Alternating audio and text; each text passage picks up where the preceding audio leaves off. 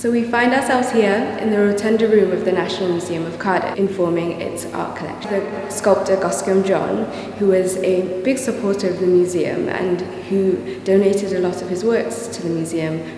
The British New Sculpture movement, which Goscombe John was a leader of, was really interested in naturalistic representations of the human body, which is quite clear to see in this famous sculpture of his, which is Morpheus, the Greek god of dreams.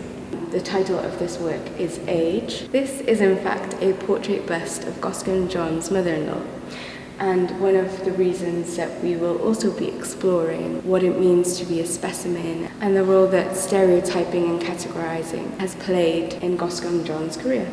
It's quite clear to see why the museum has dedicated this room to Goscombe John, given that he donated so many of his artworks. But I think it's really interesting to think about how the New Sculpture movement was interested in naturalistic representations of the body, especially when you look at this sculpture, which was created by Goscombe John's friend, Herbert Ward, of an idol maker. And so we come to Bucani, the sculpture that kind of sparked it all for me. He is presented here in a glass case that is kind of a grouping of a lot of the different kinds of work that Goscombe John did.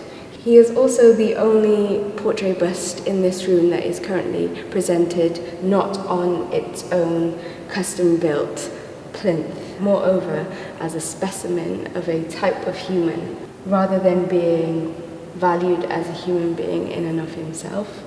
We are seeking to close the gap between expressive art objects and the silent exhibition furniture they rest upon with this new display. These plinth covers speak to the stories of the people who rest on them and ask questions that the placards can't hold. The space between personhood and archetypes, where often ignored truths reside.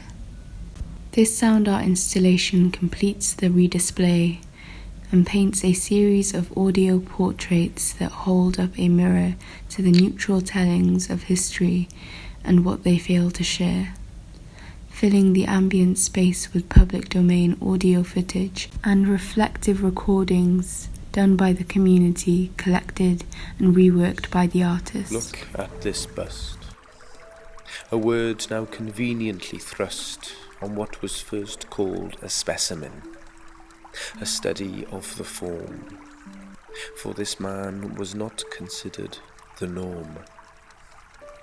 In a world of whiteness and a world of Western rightness. Look at the sculpture of the Arumi type and think about the exoticism and the violence that it perpetuated against African people such as the Congolese people. Think about how much the sculptors and the people of the West benefited off of them, stole from them. Does that make you feel something? The subject, Robeson, has so many links to Wales. He was even a major supporter of the Welsh miners. He supported them when they went down to London to protest. He performed at the Eisteddfod in solidarity with the miners. My warmest greetings to the people of my beloved Wales, and a special hello to the miners of South Wales.